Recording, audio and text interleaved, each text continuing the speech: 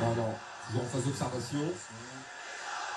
Et c'est important, hein, ces phases d'observation où on fait plein de feintes et on observe voilà, comment son adversaire réagit. Écoutez le public, messieurs, écoutez le public australien.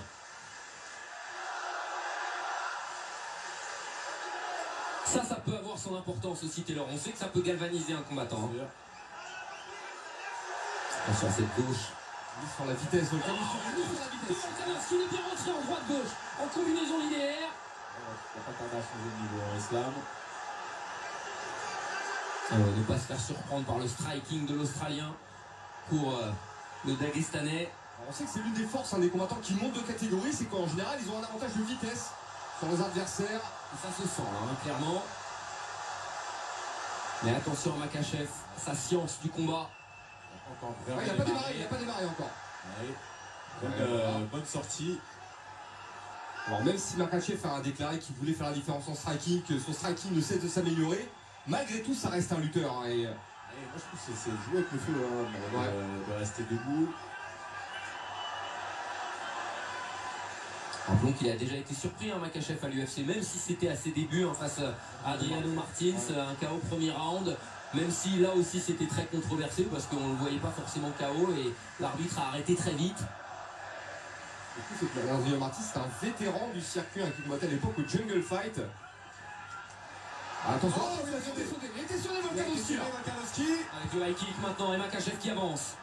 Oh, coup de genou, pas mal. Et voilà. Et la première saisie. Ça y est. Et là on va...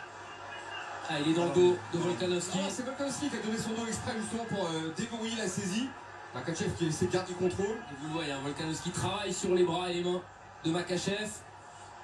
Ouais, il veut en fait, Volkanovski doit déverrouiller la saisie, donc il fait pression. Il est dans ce dos, mais maintenant c'est une position quand même forte hein, que Islam a. Ouais. Et Volkanovski l'a dit tout au long de la préparation, son objectif c'est de ne jamais être contrôlé justement par Makhachev. Et c'est ce que tu disais Antoine, c'est ce qu'il essaye de faire. Ouais. Tout de suite rester sur ses jambes pour repasser en striking. Il essaie de se retourner. Qui est très importante. Là, il a du mal à casser cette saisie. Hein, la saisie est bonne hein, de la part de Makhachev tout de même. Beaucoup de pression dans cette saisie. Et attends, c'est bien tourné. C'est risqué. Et regardez comment il prend le dos très vite. Il y a déjà un crochet qui est passé.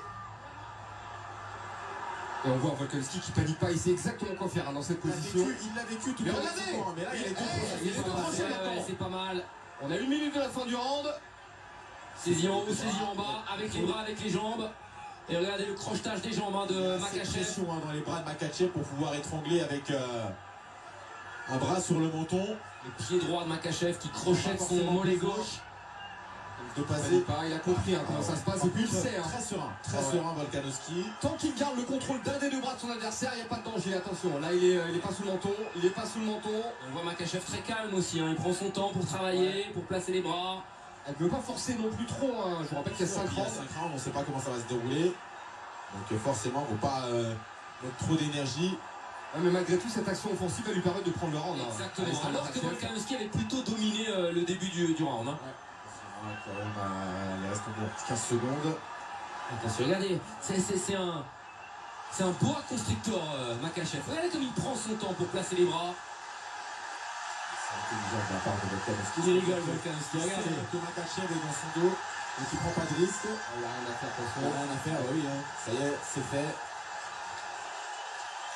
Maintenant, attention, hein, parce qu'il a quand même il a été secoué hein, sur une frappe. C'est l'impression qu'on a eu. On va peut-être le revoir.